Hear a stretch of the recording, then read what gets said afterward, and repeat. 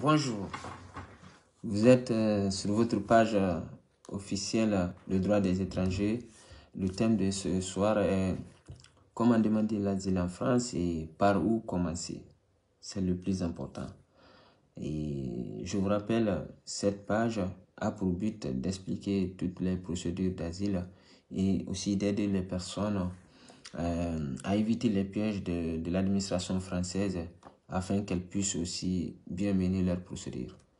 Et asile en France, comme je vous le disais, si vous arrivez en France, l'asile c'est un droit pour tout le monde, pas de distinction, il n'y a aucune différence, il n'y a aucune restriction, aucune interdiction à demander l'asile. Une fois que vous êtes en France et que vous souhaitez déposer une demande d'asile, vous êtes totalement libre, c'est votre droit et puis plein de droits, vous avez parfaitement raison à demander l'asile si vous constatez ou vous savez que vous avez des persécutions chez vous dans votre pays d'origine. En France, toutes les villes, excepté de Paris et la région parisienne, par exemple, vous vous adressez à une structure qui est appelée le Forum Réfugié, la SPADA, par exemple à Marseille, le Forum Réfugié, le PADA, ainsi de suite. La SPADA ou le Forum Réfugié, c'est une structure de premier accueil pour demandeurs d'asile. Si vous arrivez en région parisienne, là, il faudra téléphoner, il faudra appeler un numéro vert. Il y a un numéro vert qui est mis en place, qui est de 10h à 11h à 15h, le 01 42 500 900. Ce numéro, vous pouvez l'appeler à tout moment, du lundi au vendredi, pendant ces horaires d'ouverture.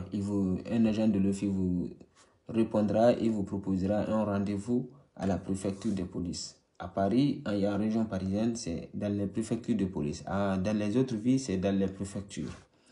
Une fois que vous êtes à Paris, vous êtes à Marseille, à Lyon, Bordeaux, il faut vous adresser au Forum Réfugié pour une première fois. Et lors de ce rendez-vous, un agent vous recevra et puis il vous posera souvent des questions en essayant de vous connaître, nom, prénom, date de naissance, lieu de naissance, pays de naissance et la situation matrimoniale. Vous êtes marié, célibataire, vous avez des enfants ou pas? Est-ce que ces enfants sont avec vous? Urgent et attention, ces personnes n'ont jamais droit de vous poser des questions sur votre vie ou votre histoire. Vous n'avez aucune obligation, vous n'êtes pas obligé à répondre ou à leur expliquer votre vie. C'est seulement les informations personnelles, nom, prénom, date de naissance. Comment vous êtes venu en France? Ils n'ont pas le droit de vous poser pourquoi vous êtes venu en France. Si vous posez cette question, dites-leur, je ne réponds pas, je n'ai pas droit et cette personne n'a pas le droit de vous refuser, votre enregistrement et de vous proposer un rendez-vous. Avant, le délai, c'était long, mais actuellement, les délais ne dépassent pas les 3 jours, les 5 jours ouvrés.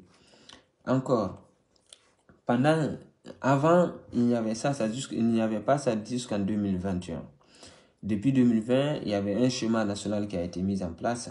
Ce schéma national veut dire quoi? Juste, quand vous demandez l'asile à Paris ou à Marseille et que Marseille constate qu'il n'y a pas de place et assez de monde, Marseille a bien le droit de vous orienter vers une autre région, une autre ville.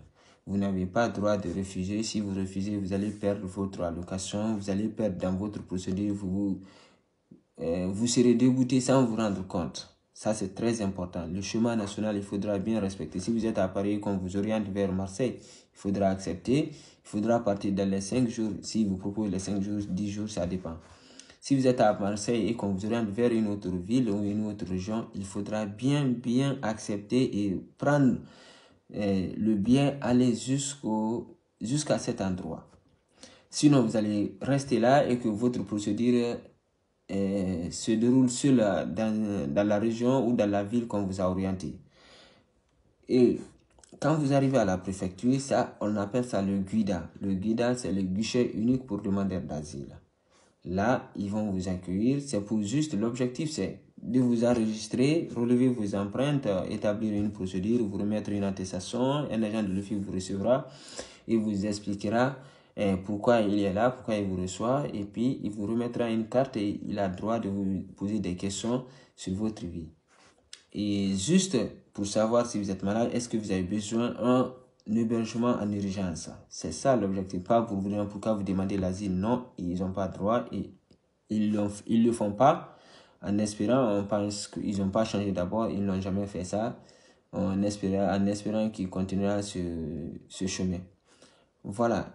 Et ensuite, lors de ces rendez-vous, soyez très très important et prudent. Si vous ne parlez pas la langue française, vous êtes anglophone, vous êtes arabophone, vous venez dans un pays qui ne parle pas le français et que vous ne parlez pas aussi le français, demandez un interprète.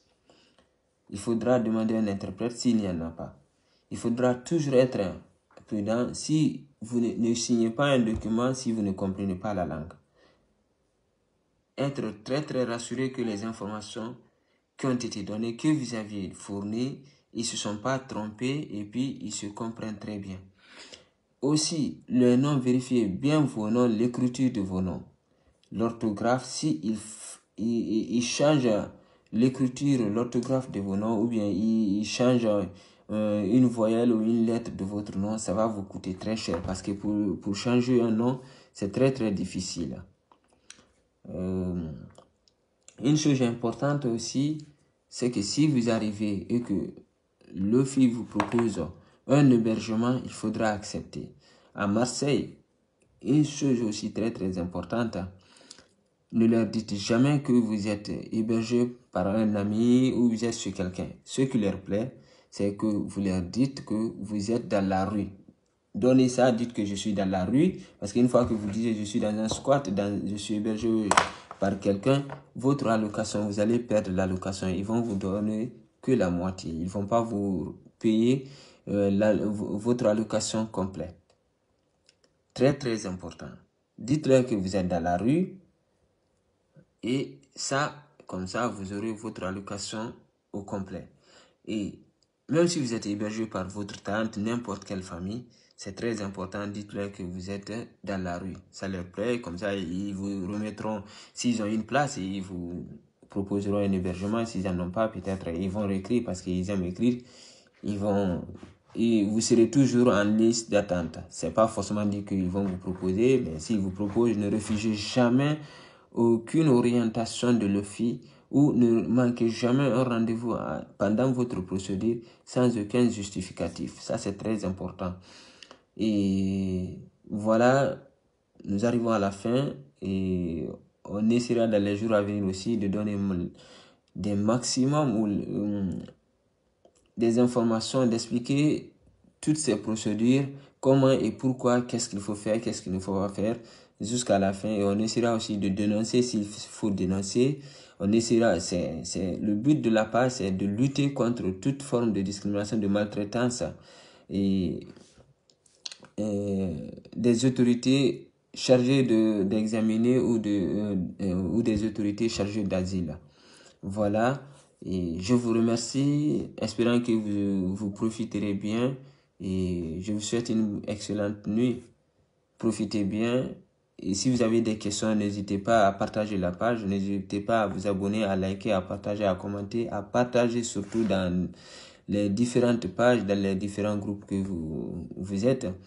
Aussi, si vous avez des questions qui vous semblent importantes, très très importantes, n'hésitez pas à les mettre dans les commentaires. On essaiera de les répondre et de vous fournir une bonne explication, une bonne réponse. Merci et à bientôt.